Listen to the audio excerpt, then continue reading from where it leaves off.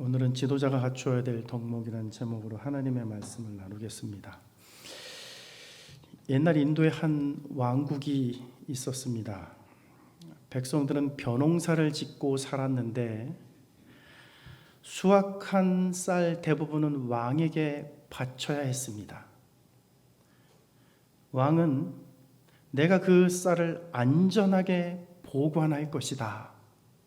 기근이 들더라도 굶는 사람이 없도록 하겠다. 그러면서 이 국민들이 백성들이 지은 모든 이 벼농사를 수확한 것들을 왕에게 바치도록 했습니다. 그런데 여러 해 동안 풍년이 들어 곡간은 가득 찼지만 백성들은 겨우 끼니를 이어갈 정도로 어렵게 살 뿐이었습니다. 어느 해 흉년이 들어 왕에게 바칠 쌀은커녕 백성들이 먹을 것조차 없게 되었습니다. 그래서 신하들이 왕에게 호소를 했어요. 왕이시여, 약속대로 곡간을 열어 백성들에게 쌀을 나누어 주옵소서. 그런데 왕이 이렇게 말을 합니다. 기근이 얼마나 오래 갈지 어찌 아느냐. 그러니 내가 쌀을 가지고 있어야겠다. 그리고 왕은 절대로 굶어서는 안 된다. 그러면서 곡간을 열지 않는 겁니다. 시간이 흐를수록 백성들의 굶주림은 점점 커갔습니다.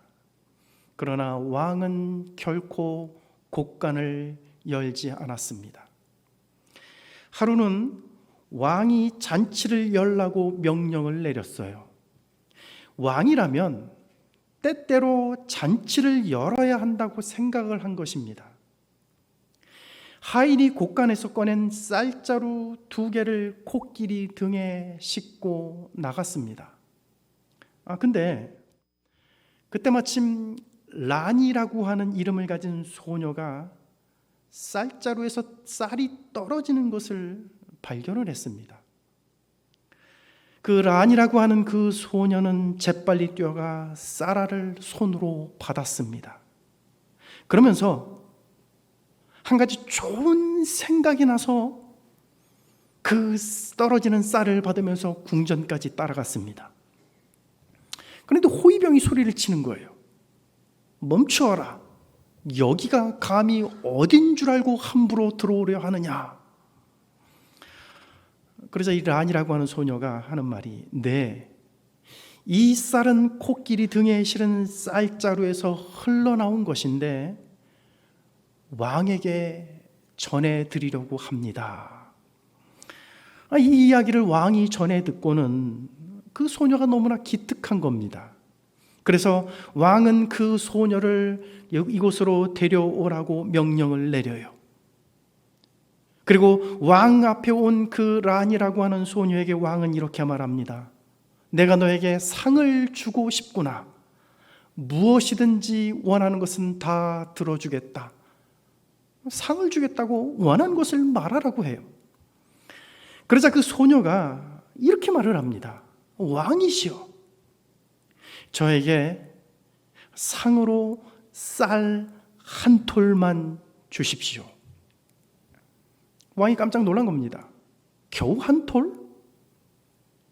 내 폐하 대신 내일은 2톨, 다음 날은 4톨, 그렇게 한 달 동안만, 30일 동안만 매일매일 2배로 늘려주십시오. 왕이 생각하기에 그 변변치 않는 보상이구나, 그 정도는 할 수 있겠다고 생각을 하고 왕은 흔쾌히 그렇게 상을 내리라고 명령을 내렸습니다. 란이는 첫날 쌀 1톨을 받았어요. 쌀 1톨을 받았습니다. 다음 날에는 2톨을 받았고, 그렇게 9일째 되는 날에는 쌀 256톨을 받았습니다. 그리고 13일째에는 쌀 4096톨을 받았어요. 이게 어느 정도 양이냐면 보통 사람들이 먹는 밥그릇 밥그릇 하나를 채울 정도의 양이라 그럽니다. 그리고 16일째 되는 날 쌀 32,768토를 받았습니다. 이거는 쌀 한 자루에 해당하는 양이에요. 그리고 27젠 쌀자루 64개를 옮기기 위해서 황소 32마리가 필요했습니다. 황소 32마리가 쌀자루 64개를 옮긴 거예요. 왕은 점점 불안해졌습니다. 쌀 한 톨이 엄청나게 불어났는데도 왕의 체면에 명령을 번복할 수가 없었습니다. 그렇게 30일째 되는 날, 얼마나 많은 쌀로 불어났냐면 마지막 30일째 되는 날 코끼리 256마리가 곡간 4군데를 탈탈 털어서 5억 3,600, 이거 뭐 계산도 안 돼요. 예? 엄청나게 많은 쌀을 싣고 나갔습니다.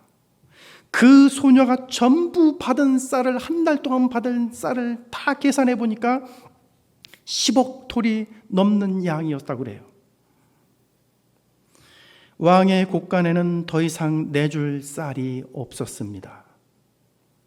왕이 깊은 한숨을 쉬며 그 소녀에게 물어봤습니다. 너는 도대체 이 쌀로 무엇을 하려는 것이냐? 이렇게 많은 쌀을 상으로 받았는데 이 많은 쌀을 가지고 너는 무엇을 하려고 하느냐? 네, 왕이시여, 이 쌀을 사람들에게, 백성들에게 나누어 줄 것입니다. 그리고 폐하를 위해서는 한 자루 남겨두겠습니다.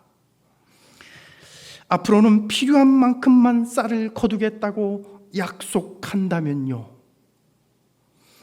왕은 그제서야 자신의 잘못을 깨닫고 이제부터 굶주린 백성들과 쌀을 나누어 먹겠다고 약속을 했습니다.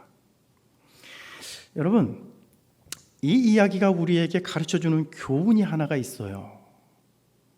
지도자는 자신의 배만 채워서는 안 된다는 것입니다. 백성들의 고단한 삶과 굶주림을 돌보지 않는 지도자는 좋은 지도자가 될 수 없다는 거예요. 그렇다면 여러분, 어떤 지도자가 좋은 지도자일까요? 좋은 지도자가 되기 위해서 갖추어야 할 덕목이 있다면 그것이 무엇이겠습니까? 저는 오늘 이스라엘의 초대 왕으로 발탁된 사울에게서 좋은 지도자가 갖추어야 할 덕목을 찾아보려고 합니다. 첫째는, 좋은 지도자는 사람의 마음을 헤아릴 줄 알아야 돼요. 여러분, 좋은 지도자는요, 사람의 마음을 헤아릴 수 있는 그 눈이 있어야 되는 거예요. 여러분, 5절을 한번 보세요. 그들이 숲 땅에 이른 때 사울이 함께 가던 사환에게 이르되 돌아가자. 내 아버지께서 암나귀 생각은 고사하고 우리를 위하여 걱정하실까 두려워하노라 하니. 아멘. 여러분, 사울은 며칠간 아버지의 심부름으로 암나귀들을 찾으려 베냐민 땅 사방을 찾아 헤매고 다녔어요. 그러다가 숲 땅에 이르렀을 때 그의 사환에게 이제 그만 집으로 돌아가자고 말을 해요.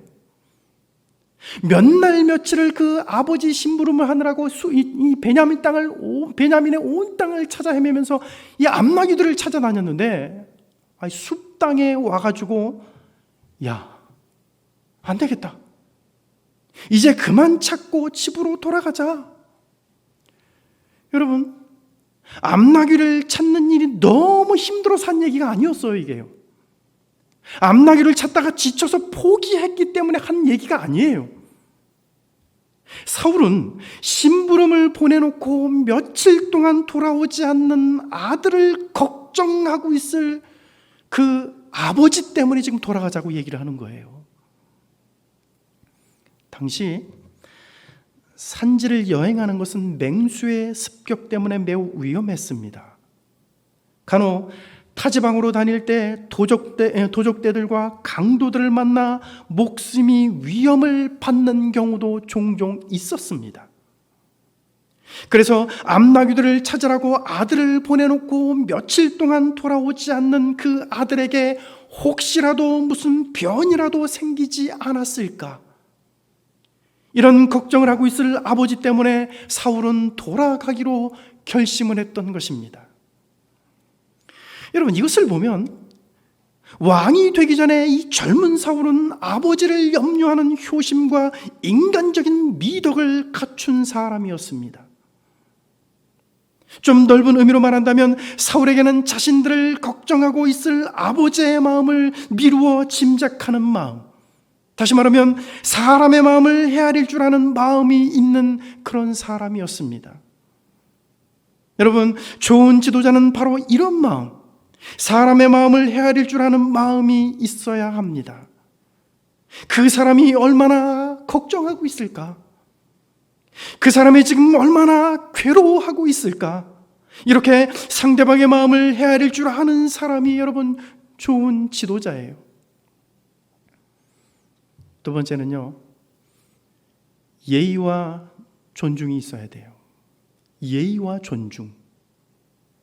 사울이 사원에게 자신을 걱정하고 있을 아버지께로 돌아가자고 말했을 때, 그때 이 사환이, 그 종이 이렇게 제안을 합니다. 뭐라 그러냐면, 이 성읍에 존경받는 하나님의 사람이 있는데 그가 말하는 것은 반드시 다 응합니다.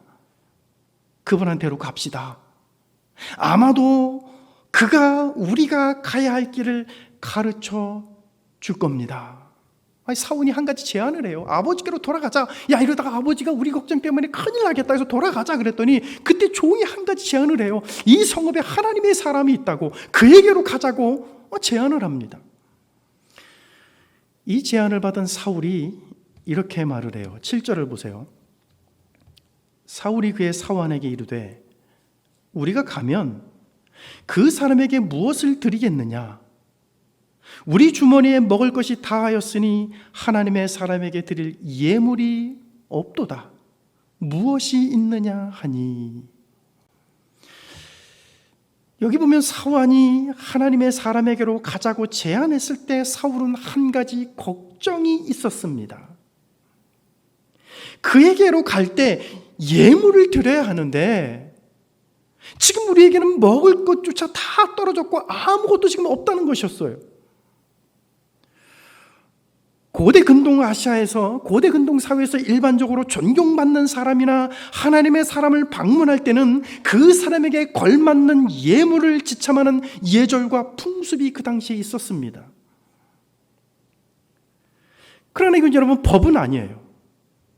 반드시 예물을 주어야 한다는 법은 없습니다. 하지만 존경받는 사람 혹은 하나님이 세운 사람을 방문할 때는 존경과 예절에 대한 표시로 거기에 알맞는 예물을 준비하는 것은 그 당시 문화와 전통이었습니다. 열왕기상 14장 3절에 보면 이런 말이 나와요. 그대의 손에 떡 10개와 과자와 꿀 한 병을 가지고 그에게로 가라. 그가 그대에게 이 아이가 어떻게 될지를 알게 하리라. 아멘. 여러분, 이 말이 무슨 말이냐면 이 당시에 북이스라엘의 왕이었던 여로보암 왕이 한 말이에요. 여로보암 왕의 아들이 병들자 자기 아내를 하나님의 사람 아히야 선지자에게 보내면서 자기 아들이 죽을지 살지 그 선지자에게 물어보라고 보냅니다.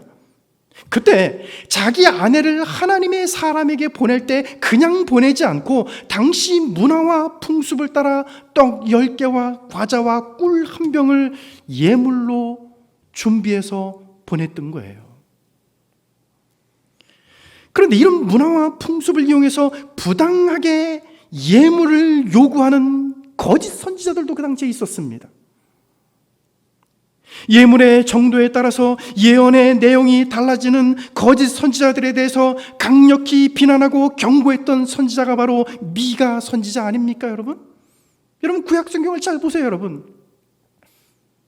선지자에게 가져오는 그 예물의 양에 따라서, 어떤 예물을 가지고 오느냐에 따라서 그 하나님의 말씀과 또 예언을 다르게 했던 이런 잘못된 선지자들, 이런 거짓 선지자들에 대해서 강력하게 경고했던 사람이 바로 하나님의 사람 미가였습니다. 여러분, 지금도 마찬가지예요. 소위 목회자라고 하는 사람들이, 성직자라고 하는 인간들이 하나님의 축복을 받기 위해 예물을 많이 바치라고 가르친다면 여러분, 그런 사람들을 조심하고 경계해야 됩니다. 물론 성경에 보면 하나님은 즐겨내는 자를 사랑하신다라는 말씀이 나와요. 말라기 선지자는 11조 예물을 드리지 않거나 떼어 먹었던 백성들을 책망하면서 내가 하늘 문을 열고 복을 부어줄 테니 온전한 11조를 드리라는 그런 말씀을 하기도 하셨습니다. 그러나 부당하게 돈을 요구하거나 돈의 액수에 따라서 성도들을 대하는 태도가 달라지는 자들은 다 가짜이고 거짓된 자들입니다. 우리는 이런 사람들을 경계해야 됩니다. 어쨌든 여러분, 존경받거나 하나님이 세운 선지자를 방문할 때는 예물을 지참하는 것은 당시 고대 근동 지방의 문화와 풍습이었습니다. 그런데 사울에게는 지금 하나님의 사람에게 드릴 수 있는 것이 아무것도 없었어요.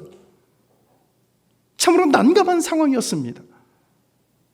만약 사울에게 하나님의 사람, 즉 선지자에 대한 예의와 존경심이 없었다면 이렇게 난감해하지 않았을 겁니다. 드릴 것이 아무것도 없는 것 때문에 사울이 염려하지 않았을 거예요. 선지자들을 존경하지 않았다면. 이로보건대 왕이 되기 전에 이 젊은 사울은 예의와 존중을 아는 사람이었습니다. 여러분, 이것은 지도자 혹은 공동체의 리더들이 반드시 갖추어야 할 인간적인 덕목 중에 하나예요. 우리가 가끔 TV나 영화를 통해서 볼 때가 있는데 어떤 회사의 젊은 회장이나 사장이 자기보다 나이 많은 부하 직원에게 반말을 하는 경우를 우리가 TV 드라마 같은 것들을 통해서 봅니다. 예의 없이 아나무인으로 행동하는 것을 보면 그런 사람이 회장이고 그런 사람이 사장이라는 것이 정말 천박하게 느껴져요. 네? 야, 어떻게 저렇게 말할 수 있을까라는 생각이 들어요. 여러분, 그런 리더에 대해서는 존경심이 생기지 않습니다.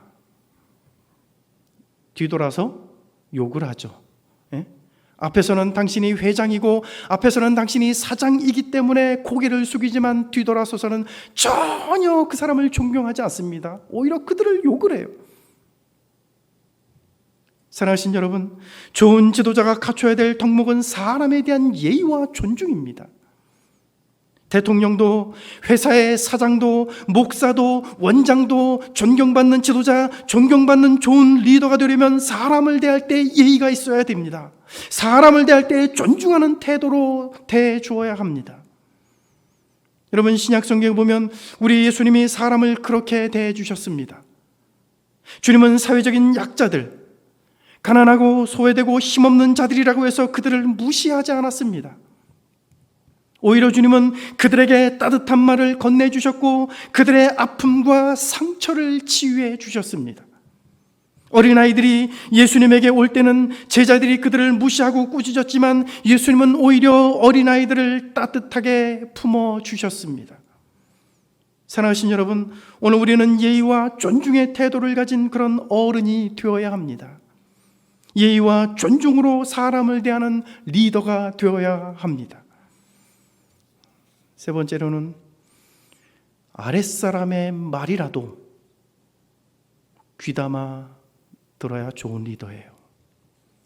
아랫사람이 하는 말이라도 귀담아 들을 수 있는 사람이 좋은 리더입니다. 여러분 8절을 보세요. 우리 한번 8절 한번 다 같이 한번 읽어볼게요. 시작.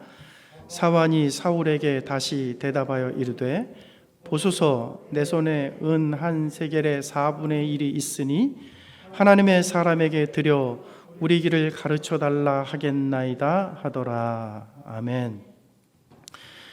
여러분, 사울이 염려했던 것이 뭡니까? 사울이 염려했던 거예요.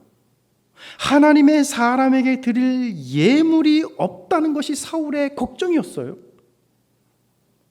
그래서 사원에게 무엇이 있느냐 하고 물었더니 사원이 하는 말이 보소서 내 손에 은 한 세겔의 4분의 1이 있으니 이것을 들여서 우리 길을 가르쳐 달라고 하겠습니다. 그래요. 여러분 이 말을 보면 사환의 손에 은 4분의 1 세겔을 가지고 사환이 자신의 손에 은 4분의 1 세겔을 가지고 다니다가 주인인 사울이 물으니까 곧바로 여기 있습니다 라고 보여준 것 같은 그런 느낌이 들어요. 그런데 여러분 이 말은 그런 얘기가 아니에요. 여러분 여기 은 한 세겔의 4분의 1이 있으니, 여러분 은 한 세겔의 4분의 1이 있으니라고 하는 이 말이요, 히브리 성경에 니무차라는 말이에요. 니무차. 무슨 얘기냐면 발견했습니다 이런 말이에요. 발견되었습니다.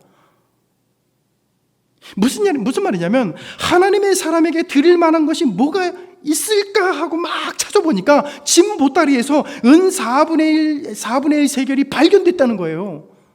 하나님의 사람한테 뭔가를 드려야 되는데 뭐가 있을까 하면서 막 짐 보따리를 막 찾아보니까 짐 보따리 그 속에서 은 4분의 1 세겔이 나왔다는 거예요. 발견했다는 겁니다. 여러분 은 4분의 1 세겔이란 얼마에 해당하냐면 당시 은 한 세겔이 건강한 노동자의 4일치 임금에 해당됐습니다. 그러니까 은 4분의 1은 하루치 임금에 해당하는 거예요. 예? 신약 성경에 하면은 여러분 1데나리온이죠. 1데나리온. 게다가 사환이 그래요. 보소서 그러거든요. 보소서. 이 말은요, 자신의 짐을 뒤져가지고 은 4분의 1 세겔을 발견한 후에 기쁨을 표현한 말이에요. 예? 찾아가지고 손에서 그걸 딱 발견하고 꺼내가지고 여기 있습니다, 찾았습니다, 그런 얘기예요. 여러분 이 사환을 보면 주인 사울을 위해서 열심히 일하고 적극적으로 행동하는 사람임을 알 수 있습니다. 이 사람은요, 일하기 싫어가지고 시키는 일이나 대충 하는 그런 사람이 아니었어요. 그는 암나귀들을 찾기를 포기하고 아버지께로 돌아가자는 사울의 마음을 돌려놓은 사람이었습니다. 하나님의 사람을 만나기 위해 필요한 예물을 준비하는 데 결정적인 역할을 했던 사람이 이 사환이에요. 여러분 이 사환이 없었다면 아마도 사울은 하나님의 사람 사울을 못 만날 수도 있었을 겁니다. 저는요 이 사환의 이 행동을 보면서 이런 생각이 들었어요. 야, 우리 곁에 이런 사람이 있다면 얼마나 좋을까. 내가 어려울 때 내 곁에서 나를 위해서 적극적으로 행동하고 움직여주는 이런 사람이 있다면 그 사람은 정말로 복받은 사람일 거라고 생각이 돼요. 또 우리가 우리의 영혼의 주인 되시는 하나님을 위해 적극적인 사람이 되어야 한다는 생각이 들었습니다. 이 사환이 자신의 주인 사울을 위해서 이렇게 적극적으로 행동하고 적극적으로 움직였던 것처럼 오늘 우리의 영혼의 주인 되시는 전능하신 하나님 앞에 우리가 적극적으로 일하는 사람들, 주님을 위해 적극적으로 살아가는 사람들, 여러분 그런 사람들 되시길 주의 이름으로 축원합니다. 네?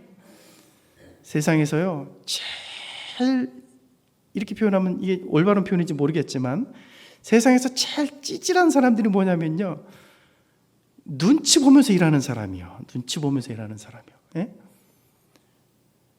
저는 개인적으로 눈치 보면서 일하는 사람을 별로 좋아하지 않아요. 편의점에 뭘 사러 딱 갔는데 편의점 알바하는 사람이, 편의점에 다 알바하러 온 사람들이잖아요. 예? 근데 편의점에 알바하러 온 이 젊은 사람들이요, 일하기 싫어가지고 얼굴 표정이 일하기 싫어갖고 억지로 일하는 거를 가끔 봐요. 네? 손님이 먹고 간 거 이렇게 안 버리고 그냥 나가면 알바하는 분이 치워야 되잖아요. 본인들이 알바비 받고 일하는 거잖아요. 좀 기분 좋게 일하면 얼마나 좋아요. 네? 그냥 인상을 쓰고 욕을 하면서 그냥 하고, 손님이 이거 뭐 어디 있어요 물어보면은 그냥 귀찮고 그냥 짜증나니까 그냥 거기 있잖아요 막 그냥. 그걸 보면요, 야, 참 쟤는 돈을 받으면서 일을 하는데도 저렇게 일을 하는구나. 와, 정말 불행하다, 불행해. 그냥 불행하다는 생각이 들어요. 여러분, 우리가 하나님 앞에 우리의 삶이 그런 삶이 아니라 기뻐서 주님의 일을 하고, 예? 적극적으로 하나님 앞에 우리의 인생을 드리고 여러분 이런 삶을 사시길 주의 이름으로 축원합니다. 자, 그 다음에 이제 중요한 것은 그 다음에 나와요. 예? 그 다음에 중요한 것은 그 다음에 나와요. 여러분 10절을 보세요. 사울이 그의 사원에게 이르되 내 말이 옳도다. 가자 하고 그들이 하나님의 사람이 있는 성읍으로 가니라. 아멘. 사울은 자신의 사원의 말을 듣고는 즉각적으로 대답합니다. 뭐라 그러냐면 네 말이 옳다. 예? 그리고는 사원의 말대로 사무엘이 있는 곳으로 달려갑니다. 여러분, 사원은 쉽게 말하면 종이라고 하는 말이에요. 사원은 종입니다. 사울은 자신의 종이 하는 말을 귀담아 들었어요. 그리고 그 말이 합리적이라고 판단되었을 때는 적극적으로 수용했습니다. 일반적으로 종과 주인의 관계에 있게 되면 주인은 종의 말을 잘 듣지 않습니다. 또 상급자들은 하급자들의 말을 잘 받아들이지 않아요. 아무리 타당하고 합리적인 말을 하고 옳은 말을 해도 이를 무시합니다. 왜요? 종이기 때문에. 그리고 오히려 화를 내는 경우도 많이 있습니다. 왜냐하면 그걸 받아들이거나 인정한다면 자신의 체면이 깎이거나 자기의 권위가 손상된다고 생각하기 때문입니다. 그런데 사울은 종의 말이 옳다고 여겨지고 합리적이라고 생각하자 곧바로 그의 말을 인정하고 그의 제안을 수용합니다. 내 말이 옳도다. 내 말이 옳다. 그리고 가자 그래요. 성경에 보면 아랫사람의 말을 듣고 수용했다가 큰 축복을 받은 사람의 이야기가 나오고, 반대로 아랫사람들의 말을 무시했다가 큰 어려움을 겪은 사람들의 이야기도 나옵니다. 열왕기상 12장에 보면 솔로몬이 죽고 그의 아들 르호보암이 왕이 되었을 때 그는 솔로몬 왕 때에 성전을 짓고 왕궁을 짓는 일에 동원되었던 백성들에 대한 고역과 멍해를 이제는 가볍게 해야 한다는 노인들의 의견을 무시하고 오히려 백성들에게 아버지 솔로몬 때보다 더 많은 짐을 부여해서 다스려야 한다고 하는 젊은 사람들의 말을 들었습니다. 여러분, 노인들은요 그냥 나이가 많은 사람들이 아니에요. 그들은 국가의 원로이며 정치적인 연륜과 인생의 경험이 많은 지혜자들이었습니다. 그런데 르호보암 왕은 그들의 말을 무시해버렸어요. 그 결과 여러분, 나라가 어떻게 되었습니까? 나라가 둘로 쪼개지고 르호보암은 10지파를 빼앗기고 겨우 유다와 베냐민 지파만을 다스리는 작은 나라의 왕으로 전락하고 말았습니다. 여러분, 나이 많은 사람들 여러분 무시할 수 없는 게 그겁니다. 여러분, 인생의 연륜과 경험을 젊은 사람보다 훨씬 많이 갖고 있는 지혜자들이에요. 인생의 지혜를 가지고 있는 분들이에요. 젊은 사람들이 그걸 잘 모르죠. 예? 물론 빠르게 변화하는 이 세상을 젊은 사람들은 훨씬 더 적응이 빠르지만, 나이 드신 분들은 적응이 느려서 좀 답답해 보일 때도 있지만, 인생의 지혜와 경륜은 여러분 나이 드신 분들을 따라갈 수 없는 겁니다. 여러분, 책을 통해서 얼마나 배우겠습니까? 책보다 인생의 이 연륜, 이 삶을 통해서 배운 이 나이 많은 어른들의 이 삶의 지혜는요, 이건 돈으로도 살 수 없는 것들입니다. 르호보암 왕은요 그거를 몰랐어요. 그래서 이 젊은 사람들의 말을 들은 겁니다. 그 나이 많은 인생의 지혜자들이 하는 말을 들었어야 되는데, 아버지 때 솔로몬 왕 때 너무나 백성들을 고생시켰으니까 이제 그 고역을 좀 줄여주자고 그랬는데 그 말을 안 듣고 젊은 사람들의 그 얘기를 들었단 말이에요. 그보다 더 이 백성들한테 더 많은 짐을 져가지고 백성들을 그렇게 다스려야 된다, 그 말을 들었던 거예요. 그래서 여러분, 나라가 둘로 쪼개지지 않았습니까 여러분? 자, 여러분, 반대로 열왕기하 5장에 보면 아람 나라의 영웅이자 권세가 하늘을 찔렀던 나아만 장군의 이야기가 나와요. 그 나아만 장군이 자신의 집에 노예로 끌려왔던 이스라엘 소녀의 말을 듣고 하나님의 사람 엘리사를 찾아갑니다. 자기 집에 종으로 팔려온 이스라엘의 그 종으로 팔려온 그 이스라엘의 그 소녀, 그 노예의 말을 듣고 하나님의 사람 엘리사를 찾아가요. 그리고 엘리사를 딱 찾아갔는데 거기서도 엘리사의 말을 듣고 요단강에 들어가 몸을 7번 담급니다. 그것도 처음에는 자기가 무시당했다고 생각하고 돌아가려고 했을 때 그 종의 말을 듣죠. 그래서 이 나아만 장군은 그에게 있던 문둥병이 치유되는 놀라운 기적이 일어났습니다. 여러분, 만약 나아만 장군이 자신의 집에 끌려온 이스라엘 소녀의 말을 무시했다면 노예 주제에, 여자 주제에, 포로로 끌려온 주제에 어딜 나서냐 그러면서 그렇게 무시했다면 여러분 어떻게 되었겠습니까? 노예 주제에 감히 아람 나라의 대장군 앞에서 입을 놀렸다고 무시하고 면박을 주었다면 나아만은 죽는 날까지 문둥병으로 고통스럽게 살았을 것입니다. 사랑하신 여러분, 합리적인 말이라면, 틀린 말이 아니고 억지 주장이 아니라 합리적인 말이고 옳은 말이라면 선생님은 학생들의 말을 귀담아 들을 수 있어야 하고, 사장님은 직원들의 말을 귀담아 들어야 하며, 대통령은 국무위원들의 말을 귀담아 들어야 하고, 목사는 성도들의 말을 귀담아 들을 수 있어야 합니다. 지극히 낮고 낮은 계급의 사람의 말이라 할지라도 옳은 말을 하는 사람, 합리적인 말을 하는 사람의 말을 귀담아 들을 때 하나님이 그런 사람을 축복하는 거예요. 그렇기 때문에 신분이나 지위 여하를 막론하고 옳은 말이라면 우리는 귀담아 들을 수 있어야 합니다. 내 말이 틀린 말이라면, 내 말보다 더 좋은 합리적인 제안을 누군가 한다면 내 생각과 제안을 내려놓을 수 있어야 합니다. 들어보니까 내 생각보다 네 생각이 낫네. 야, 들어보니까 그게 더 좋겠네. 여러분, 이게 그렇게 어렵습니까? 근데 이거 못하잖아요. 희한합니다. 이걸 못합니다. 야, 들어보니까 네 생각이 더 낫다. 야, 내가 생각한 것보다 그게 더 낫다. 그렇게 하자. 여러분, 이게 이렇게 어려워요? 근데 이걸 우리는 못한다는 거예요. 예? 별것도 아닌 거예요, 사실은요. 여러분, 우리는 그런 사람이 될 수 있어야 돼요. 여러분, 이것이 바로 좋은 지도자, 존경받는 리더들이 갖춰야 될 덕목이며 영적인 자질입니다. 오늘 우리나라의 한국교회, 우리가 속한 공동체에 이런 지도자들이 많이 나오고, 우리 자신들이 이런 영적인 자질과 덕목을 갖춘 어른들이 되시기를 주님의 이름으로 축원합니다. 기도하겠습니다. 우리 같이 한번 기도했으면 좋겠습니다.